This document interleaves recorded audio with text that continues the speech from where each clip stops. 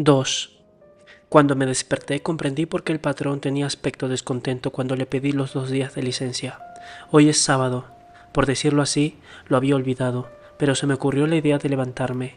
Naturalmente, el patrón pensó que con el domingo tendría 4 días de licencia y eso no podía gustarle. Pero, por una parte, no es culpa mía que hayan enterrado a mi mamá ayer en vez de hoy, y por otra parte, hubiera tenido el sábado y el domingo de todos modos. Por supuesto, eso no me impide comprender a mi patrón. Me costó levantarme porque la jornada de ayer me había cansado. Mientras me afeitaba me pregunté qué podía hacer y resolví ir a bañarme. Tomé el tranvía para ir al establecimiento de baños del puerto. Allí me zambullí en la entrada. Había muchos jóvenes. En el agua encontré a María Cardona, antigua dactilógrafa de mi oficina, a la que había deseado en otro tiempo. Creo que ella también, pero se había marchado poco después y no tuvimos ocasión. La ayudé a subir una balsa y rocé sus senos en ese movimiento. Yo estaba todavía en el agua cuando ella ya se había colocado boca abajo sobre la balsa. Se volvió hacia mí, tenía los cabellos sobre los ojos y reía. Me hice a su lado sobre la balsa. El tiempo estaba espléndido y, como bromeando, dejé ir la cabeza hacia atrás y le posé sobre su vientre. No dijo nada y quedé así. Me daba en los ojos todo el cielo, azul y dorado. Bajo la nuca sentía latir suavemente el vientre de María. Nos quedamos largo rato sobre la balsa, medio dormidos, cuando el sol estuvo demasiado fuerte y se zambulló, y la seguí. La alcancé. Pasé la mano alrededor de su cintura y nadamos juntos. Ella reía siempre. En el muelle, mientras nos secábamos, me dijo: «Soy más morena que tú». Le pregunté si quería ir al cine esa noche. Volvió a reír y me dijo que quería ver una película de Fernandel. Cuando nos hubimos vestido pareció muy asombrada al verme la corbata negra y me preguntó si estaba de luto. Le dije que mamá había muerto. «Como quisiera saber cuándo», respondí. «Ayer». Se estremeció un poco, pero no dijo nada. Estuve a punto de decirle que no era culpa mía, pero me detuve, porque pensé que ya lo había dicho a mi patrón. Todo esto no significaba nada. De todos modos, uno siempre es un poco culpable. Por la noche, María había olvidado todo. La película era graciosa a ratos y, luego, demasiado tonta, en verdad. Ella apretaba su pierna contra la mía. Yo le acariciaba los senos. Hacia el fin de la función la besé, pero mal. Al salir vino a mi casa. Cuando me desperté, María se había marchado. Me había explicado que tenía que ir a casa de su tía. Pensé que era domingo y me fastidió. No me gusta el domingo. Me di vuelta en la cama. Busqué en la almohada el olor a sal que habían dejado allí los cabellos de María. Y dormí hasta las 10. Luego estuve fumando cigarrillos hasta mediodía, siempre acostado. No quería almorzar en el restaurante de Celeste como de costumbre, porque indudablemente me hubieran formulado preguntas, cosa que no me gusta. Cocí unos huevos y los comí solo, sin pan, pero no tenía más y no quería bajar a comprarlo. Después del almuerzo me aburrí un poco y erré por el departamento. Resultaba cómodo cuando mamá estaba allí, ahora es demasiado grande para mí, y he debido trasladar a mi cuarto la mesa del comedor. No vivo más que en esta habitación, entre sillas de paja un poco hundidas, el ropero cuyo espejo está amarillento, el tocador y la cama de bronce. El resto está abandonado. Un poco más tarde, por hacer algo, cogí un periódico viejo y lo leí. Recorté un aviso de las sales Cruschen y lo pegué en un cuaderno viejo donde pongo las cosas que me divierten en los periódicos. También me lavé las manos y, para concluir, me asomé al balcón. Mi cuarto da sobre la calle principal del barrio. Era una hermosa tarde. Sin embargo, el pavimento estaba grasiento. Había poca gente y apurada. Pasó primero una familia que iba de paseo, 2 niños de traje marinero, los pantalones sobre las rodillas, un tanto trabados dentro de la ropa rígida, y una niña con un gran lazo color de rosa y zapatos de charol. Detrás de ellos, una madre enorme vestida de seda castaña, y el padre, un hombrecillo bastante endeble que conocía de vista. Llevaba sombrero de paja, corbata de lazo y un bastón en la mano. Al verle con su mujer, comprendí por qué en el barrio se decía de él que era distinguido. Un poco más tarde pasaron los jóvenes del arrabal, de pelo lustroso y corbata roja, chaqueta muy ajustada, bolsillo bordado y zapatos de punta cuadrada. Pensé que iban a los cines del centro porque partían muy temprano y se apresuraban a tomar el tranvía, riendo estrepitosamente. Después que ellos pasaron, la calle quedó poco a poco desierta. Creo que en todas partes habían comenzado los espectáculos. En la calle solo quedaban los tenderos y los gatos. Sobre las higueras que bordeaban la calle el cielo estaba límpido, pero sin brillo. En la acera de enfrente el cigarrero sacó la silla, la instaló delante de la puerta y montó sobre ella, apoyando los 2 brazos en el respaldo. Los tranvías, un momento antes cargados de gente, estaban casi vacíos. En el cafetín Chef Pierrot continuó la cigarrería. El mozo barría serrín en el salón desierto. Era realmente domingo. Volví a la silla y la coloqué como la del cigarrero, porque me pareció que era más cómodo. Fumé 2 cigarrillos. Entré a buscar un trozo de chocolate y volví a la ventana a comerlo. Poco después el cielo se oscureció y creí que íbamos a tener una tormenta de verano. Se despejó poco a poco, sin embargo, pero el paso de las nubes había dejado en la calle una promesa de lluvia que la volvía más sombría. Quedé largo rato mirando el cielo. A las 5 las tranvías llegaron ruidosamente. Traían del estadio circunvecino racimos de espectadores colgados de los estribos y de los pasamanos. Los tranvías siguientes trajeron a los jugadores, que reconocí por las pequeñas valijas. Gritaban y cantaban a voz en cuello que su club no perecería jamás. Varios me hicieron señas, uno hasta llegó a gritarme. «Les ganamos», dije, «sí», sacudiendo la cabeza. A partir de ese instante los automóviles comenzaron a fluir. El día avanzó un poco más, el cielo enrojeció sobre los techos y, con la tarde que caía, las calles se animaron. Pero a poco regresaban los paseantes. Reconocí al señor distinguido a medio de otros. Los niños lloraban o se dejaban arrastrar. Casi enseguida los cines del barrio volcaron sobre la calle una marea de espectadores. Los jóvenes tenían gestos más resueltos que los que de costumbre, y pensé que habían visto una película de aventuras. Los que regresaban de los cines del centro llegaron un poco más tarde, parecían más graves, todavía reían, pero solo de cuando en cuando parecían fatigados y soñadores. Se quedaron en la calle, yendo y viniendo por la acera de enfrente. Los jóvenes del barrio andaban tomadas del brazo, en cabeza, los muchachos se habían arreglado para cruzarse con ellas y les lanzaban piropos de los que ellas reían volviendo la cabeza. Varias que yo conocía me hicieron señas. Las lámparas de las calles se encendieron bruscamente e hicieron palidecer las primeras estrellas que surgían en la noche. Sentía fatigárseme los ojos mirando las aceras con su cargamento de hombres y de luces. Las lámparas hacían relucir el piso grasiento y, con intervalos regulares, los tranvías volcaban sus reflejos sobre los cabellos brillantes, una sonrisa o una pulsera de plata. Poco después, con los tranvías muy escasos y la noche ya oscura sobre los árboles y las lámparas, el barrio se vació insensiblemente, hasta que el primer gato atravesó lentamente la calle de nuevo desierta. Pensé entonces que era necesario comer. Me dolía un poco el cuello por haber estado tanto tiempo apoyado en el respaldo de la silla. Bajé a comprar pan y pastas, cociné y comí de pie. Quise fumar un cigarrillo en la ventana, pero sentí un poco de frío. Eché los cristales y, al volverme, vi por el espejo un extremo de la mesa en el que estaban juntos la lámpara de alcohol y un pedazo de pan. Pensé que, después de todo, era un domingo de menos, que mamá estaba ahora enterrada, que iba a reanudar el trabajo y que, en resumen, nada había cambiado. 3. Hoy trabajé mucho en la oficina. El patrón estuvo amable, me preguntó si no estaba demasiado cansado y quiso saber también la edad de mi mamá. Dije, alrededor de los 60, para no equivocarme, y no sé por qué pareció quedar aliviado y considerar que era un asunto concluido. Sobre mi mesa se apilaba un montón de conocimientos y tuve que examinarlos todos. Antes de abandonar la oficina para ir a almorzar me lavé las manos. Me gusta mucho ese momento a mediodía. Por la tarde encuentro menos placer porque la toalla sin fin que utilizamos está completamente húmeda. Ha servido durante toda la jornada. Un día se lo hice notar al patrón. Me respondió que era de lamentar, pero que asimismo era un detalle sin importancia. Salí un poco tarde, a las 12:30, con Manuel, que trabajaba en la expedición. La oficina da al mar, y perdimos un momento mirando los barcos de carga en el puerto ardiente de sol. En ese instante llegó un camión en medio de un estrépito de cadenas y explosiones. Manuel me preguntó, ¿vamos? Y eché a correr. El camión nos dejó atrás y nos lanzamos en su persecución. El ruido y el polvo me ahogaban, y no veía nada más y no sentí otra cosa que el desordenado impulso de la carrera.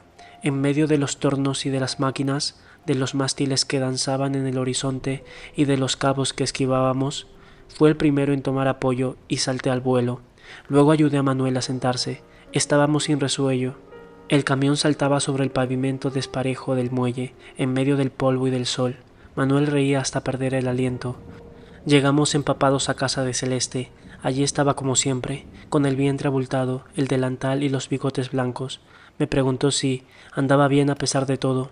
Le dije que sí y que tenía hambre. Comí rápidamente y tomé café. Luego volví a mi casa. Dormí un poco porque había bebido demasiado vino, y al despertar tuve ganas de fumar. Era tarde, y corrí para alcanzar un tranvía. Trabajé toda la noche, hacía mucho calor en la oficina, y cuando salí al atardecer me sentí feliz caminando de vuelta lentamente a lo largo de los muelles. El cielo estaba verde, me sentía contento. Sin embargo, volví directamente a mi casa porque quería prepararme unas patatas hervidas. Al subir topé en la escalera oscura con el viejo Salamano, mi vecino de piso. Estaba con su perro. Hace 8 años que se los ve juntos. El podenco tiene una enfermedad en la piel, creo que sarna, que le hace perder casi todo el pelo y lo cubre de placas y costras oscuras. A fuerza de vivir con él, solo los dos en una pequeña habitación, el viejo Salamano ha concluido por parecérsele.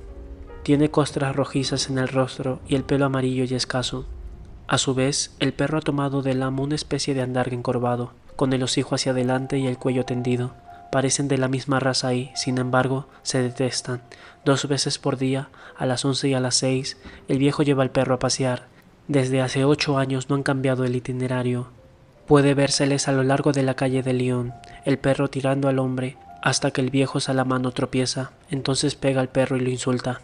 El perro se arrastra de terror y se deja arrastrar, y el viejo debe tirar de él. Cuando el perro ha olvidado, arrastra de nuevo al amo, y de nuevo el amo le pega y le insulta. Entonces quedan los dos en la acera y se miran, el perro con terror, el hombre con odio. Así todos los días. Cuando el perro quiere orinar, el viejo no le da tiempo y tira. El podenco siembra tras sí un reguero de gotitas. Si por casualidad el perro lo hace en la habitación, entonces también le pega. Hace 8 años que ocurre lo mismo. Celeste dice siempre que es una desgracia, pero en el fondo no se puede saber. Cuando lo encontré en la escalera, Salamano estaba insultando al perro. Le decía: «¡Cochino! ¡Carroña!» y el perro gemía. Dije: «Buenas tardes». Pero el viejo continuó con los insultos. Entonces le pregunté qué le había hecho el perro. No me respondió. Decía solamente: «¡Cochino! ¡Carroña!». Me lo imaginaba, inclinado sobre el perro, arreglando alguna cosa en el collar. Hablé más alto. Entonces me respondió sin volverse, con una especie de rabia contenida: «Se queda siempre ahí». Y se marchó tirando del animal, que se dejaba arrastrar sobre las 4 patas y gemía. En ese mismo momento entró el segundo vecino de piso. En el barrio se dice que vive de las mujeres. Sin embargo, cuando se le pregunta acerca de su oficio, es guardaalmacén. En general, es poco querido, pero me habla a menudo y a veces entra un momento en mi habitación porque yo lo escucho. Encuentro interesante lo que dice. Por otra parte, no tengo razón alguna para no hablarle. Se llama Raimundo Sintés, es bastante pequeño, con hombros anchos y nariz de boxeador. Va siempre muy correctamente vestido. También él me ha dicho, hablando de Salamano: «Dígame si no es una desgracia». Me preguntó si no me repugnaba y respondí que no. Subimos y le iba a dejar, cuando me dijo: «Tengo en mi habitación morcilla y vino. ¿Quiere usted comer algo conmigo?». Pensé que me evitaría cocinar y acepté. Él también tiene una sola pieza, con una cocina sin ventana. Sobre la cama hay un ángel de estuco blanco y rosa, fotos de campeones y 2 o 3 clichés de mujeres desnudas. La habitación estaba sucia y la cama deshecha. Encendió primero la lámpara de petróleo, luego extrajo del bolsillo una venda bastante sucia y se envolvió la mano derecha. Le pregunté qué tenía. Me dijo que había tenido una trifulca con un sujeto que le buscaba camorra. «Comprende usted, señor Mersault», me dijo, «no se trata de que yo sea malo, pero soy rápido». El otro me dijo: «Baja del tranvía si eres hombre». Yo le dije: «Vamos, quédate tranquilo». Me dijo que yo no era un hombre. Entonces bajé y le dije: «Basta, es mejor, o te rompo la jeta». Me contestó: «¿Con qué?». Entonces le pegué. Se cayó. Yo iba a levantarlo, pero me tiró unos puntapiés desde el suelo. Entonces le di un rodillazo y 2 taconazos. Tenía la cara llena de sangre. Le pregunté si tenía bastante. Me dijo: «Sí». Durante todo este tiempo, Sintés arreglaba el vendaje. Yo estaba sentado en la cama. Me dijo: «¿Usted ve que no lo busqué? Él se metió conmigo». Era verdad y lo reconocí. Entonces me declaró que precisamente quería pedirme un consejo con motivo de este asunto, que yo era un hombre que conocía la vida, que podía ayudarlo y que inmediatamente sería mi camarada. No dije nada y me preguntó otra vez si quería ser su camarada. Dije que me era indiferente y pareció quedar contento. Sacó una morcilla, la cocinó en la sartén y colocó vasos, platos, cubiertos y 2 botellas de vino. Todo en silencio. Luego nos instalamos. Mientras comíamos comenzó a contarme la historia. Al principio vacilaba un poco. Conocí una señora. Para decir la verdad, era mi amante. El hombre con quien se había peleado era el hermano de esa mujer. Me dijo que la había mantenido. No contesté nada, y sin embargo se apresuró a añadir que sabía lo que se decía en el barrio, porque tenía su conciencia limpia y que era guarda-almacén. Pero volviendo a mi historia, me dijo, me di cuenta que me engañaba. Le daba lo necesario para vivir, pagaba el alquiler de la habitación y le daba 20 francos por día para el alimento, 300 francos por la pieza, 600 francos por el alimento y un par de medias de vez en cuando. Esto sumaba 1000 francos, y la señora no trabajaba, pero me decía que era poco, que no le alcanzaba con lo que le daba. Sin embargo, yo le decía, ¿por qué no trabajas mediodía? Me ayudarías para todas las cosas chicas. Este mes me he comprado un conjunto, te pago 20 francos por día, te pago el alquiler, y tú lo que haces es tomar café por las tardes con tus amigas. Tú le das el café y el azúcar, yo te doy el dinero. Me he portado bien contigo, y tú me correspondes mal. Pero no trabajaba, decía que no le alcanzaba, y así me di cuenta de que había engaño. Me contó entonces de que le había encontrado un billete de lotería en el bolso sin que ella pudiera explicarle cómo lo había comprado. Poco después encontró en casa de ella una papeleta del Monte de Piedad, prueba de que había empeñado 2 pulseras. Hasta ahí él ignoraba la existencia de las pulseras. Vi bien claro que me engañaba, entonces la dejé, pero antes le di una paliza, y le canté las verdades. Le dije que todo lo que quería era divertirse. Usted comprende, señor Mersault. Yo le dije, ¿no ves que la gente está celosa de la felicidad que te doy? Más tarde te darás cuenta de la felicidad que tenías. Le había pegado hasta hacerla sangrar, antes no le pegaba, la golpeaba con ternura, por así decirlo. Ella gritaba un poco, yo cerraba las persianas y todo concluía como siempre, pero ahora es serio, y para mí no la he castigado bastante. Me explicó entonces que por eso necesitaba consejo. Se interrumpió para arreglar la mecha de la lámpara que carbonizaba. Yo continuaba escuchándole. Había bebido casi 1 litro de vino y me ardían las sienes. Como no me quedaban más cigarrillos, fumaba los de Raimundo. Los últimos tranvías pasaban y llevaban consigo los ruidos ahora lejanos del barrio. Raimundo continuó. Le fastidiaba sentir todavía deseos de hacer el coito con ella, pero quería castigarla. Primero había pensado llevarla a un hotel y llamar a los costumbres, para provocar un escándalo y hacerla fichar como prostituta. Luego se había dirigido a los amigos que tenía en el ambiente, pero no se les había ocurrido nada, y para eso no valía la pena ser del ambiente. Como me lo hacía notar Raimundo, se lo había dicho, y ellos entonces le propusieron marcarla, pero no era eso lo que él quería. Iba a reflexionar, pero antes deseaba preguntarme algo. Por otra parte, antes de preguntármelo, quería saber qué opinaba de la historia. Respondí que no opinaba nada, pero que era interesante. Me preguntó si creía que le había engañado, y a mí me parecía, por cierto, que le había engañado. Me preguntó si encontraba que se la debía castigar o qué haría yo en su lugar. Le dije que era difícil saber, pero comprendí que quisiera castigarla. Bebí todavía un poco de vino, encendí un cigarrillo y me descubrió su idea. Quería escribirle una carta, con patadas y al mismo tiempo cosas para hacerla arrepentir. Después, cuando regresara, se acostaría con ella y, justo en el momento de acabar, le escupiría en la cara y la echaría a la calle. Me pareció que, en efecto, de ese modo quedaría castigada, pero Raimundo me dijo que no se sentía capaz de escribir la carta adecuada y que había pensado en mí para redactarla. Como no dijera nada, me preguntó si me molestaría hacerlo enseguida y respondí que no. Bebió un vaso de vino y se levantó, apartó los platos y la poca morcilla fría que habíamos dejado, limpió cuidadosamente el hule de la mesa, sacó de un cajón de la mesa de noche una hoja de papel cuadriculado, un sobre amarillo, un pequeño cortaplumas de madera roja y un tintero cuadrado, con tinta violeta. Cuando me dijo el nombre de la mujer vi que era Mora. Hice la carta, le escribí un poco al azar, pero traté de contentar a Raimundo, porque no tenía razón para no dejarlo contento. Luego leí la carta en voz alta. Me escuchó fumando y asintiendo con la cabeza, y me pidió que la releyera. Quedó enteramente contento. Me dijo, sabía que tú conocías la vida. Al principio no advertí que me tuteaba, solo cuando me declaró, ahora eres un verdadero camarada. Me llamó la atención, repitió la frase, y dije, sí. Me era indiferente ser su camarada, y él realmente parecía desearlo. Cerró el sobre y terminamos el vino. Luego quedamos un momento fumando sin decir nada. Afuera todo estaba en calma y oímos deslizarse un auto que pasaba. Dije, es tarde. Raimundo pensaba lo mismo. Hizo notar que el tiempo pasaba rápidamente y, en cierto sentido, era verdad. Tenía sueño, pero me costaba levantarme. Debía de tener aspecto fatigado porque Raimundo me dijo que no había que dejarse abatir. En el primer momento no comprendí. Me explicó entonces que se había enterado de la muerte de mamá, pero que era una cosa que debía de llegar un día u otro. Era lo que yo pensaba. Me levanté. Raimundo me estrechó la mano con fuerza y me dijo que entre hombres siempre acaba uno por entenderse. Al salir de la pieza cerré la puerta y quedé un momento en el rellano, en la oscuridad. La casa estaba tranquila y de las profundidades de la caja de la escalera subía un soplo oscuro y húmedo.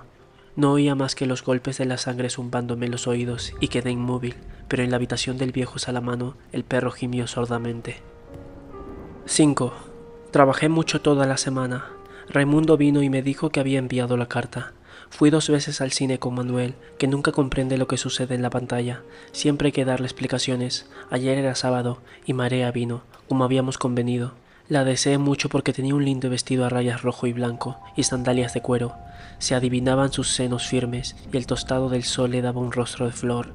Tomamos un autobús y fuimos algunos kilómetros de Argel a una playa encerrada entre rocas y rodeada de cañaverales del lado de la ribera.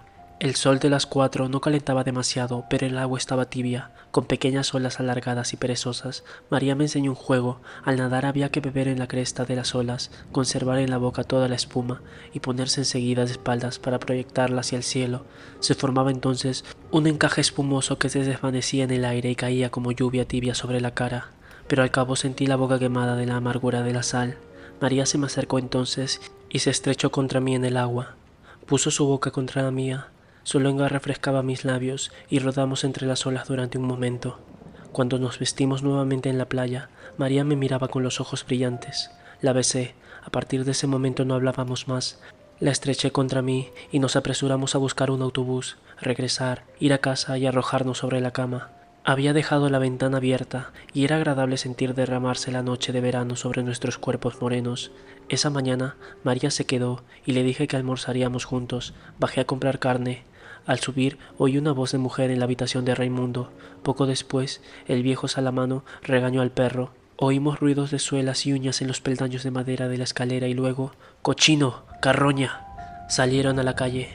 Conté a María la historia del viejo y se rió. Tenía puesto uno de mis pijamas cuyas mangas había recogido. Cuando rió, tuve nuevamente deseos de ella. Un momento después me preguntó si la amaba. Le contesté que no tenía importancia, pero que me parecía que no. Pareció triste, mas al preparar el almuerzo, y sin motivo alguno, se echó otra vez a reír de tal manera que la besé. En ese momento, el ruido de una disputa estalló en la habitación de Raimundo. Se oyó al principio una voz aguda de mujer, y luego a Raimundo que decía: «¡Me has engañado! ¡Me has engañado! Yo te voy a enseñar a engañarme». Algunos ruidos sordos y la mujer aulló, pero de tan terrible manera que inmediatamente el pasillo se llenó de gente. También María y yo salimos. La mujer gritaba sin cesar, y Raimundo pegaba sin cesar. María me dijo que era terrible y no respondí. Me pidió que fuese a buscar un agente, pero le dije que no me gustaban los agentes. Sin embargo, llegó con el inquilino del segundo, que es plomero. Golpeó en la puerta y no se oyó nada más. Golpeó con más fuerza y al cabo de un momento la mujer lloró otra vez y Raimundo abrió. Tenía un cigarrillo en la boca y el aire dulzón. La muchacha se precipitó hacia la puerta y declaró al agente que Raimundo la había pegado. «Tu nombre», dijo el agente. Raimundo respondió: «Quítate el cigarrillo de la boca cuando me hablas», dijo el agente. Entonces el agente le cruzó la cara al vuelo con una bofetada espesa y pesada en plena mejilla. El cigarrillo cayó algunos metros más lejos.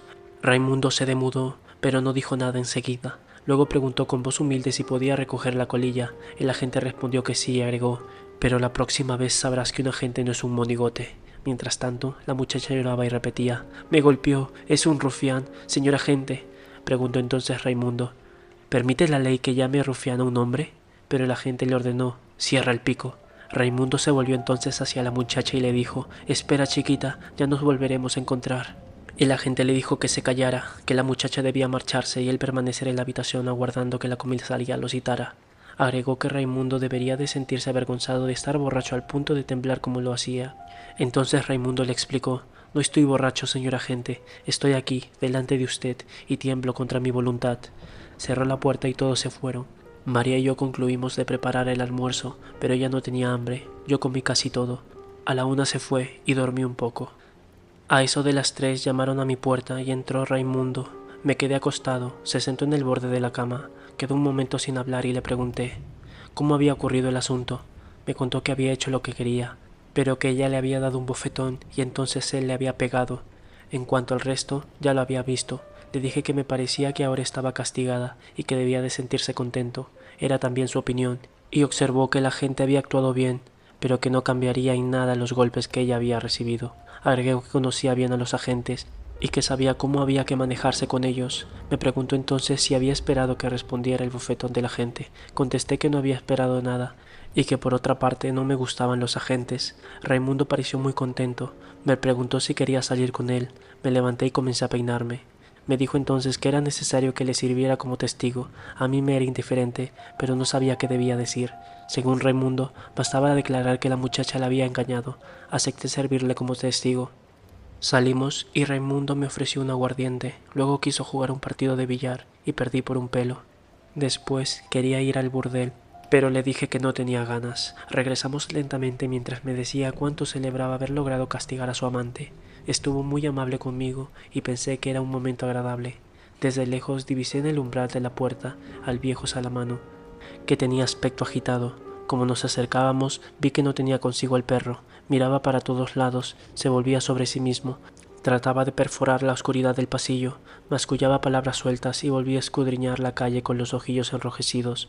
Cuando Raimundo le preguntó qué le sucedía, no respondió inmediatamente. Oí vagamente que murmuraba «¡Cochino, carroña!» y continuaba agitándose. Le pregunté dónde estaba el perro. Bruscamente me respondió que se había marchado. Luego, de golpe, habló con volubilidad. Lo llevé al campo de maniobras como de costumbre. Había mucha gente en torno de los kioscos de saltimbanquis. Me detuve a mirar El Rey de la Evasión y cuando quise seguir no estaba más allí. Hace tiempo que estaba por comprarle un collar menos grande, pero jamás hubiera creído que ese carroña pudiera marcharse así. Raimundo le explicó entonces que el perro podía haberse perdido y que iba a volver. Le citó ejemplos de perros que habían hecho decenas de kilómetros para encontrar a su amo. A pesar de todo, el viejo pareció más agitado. Pero ellos lo agarraban, ¿comprende usted? Si por lo menos alguien lo recogiera, pero no es posible, da asco a todo el mundo con las costras. Los agentes lo agarrarán, es seguro.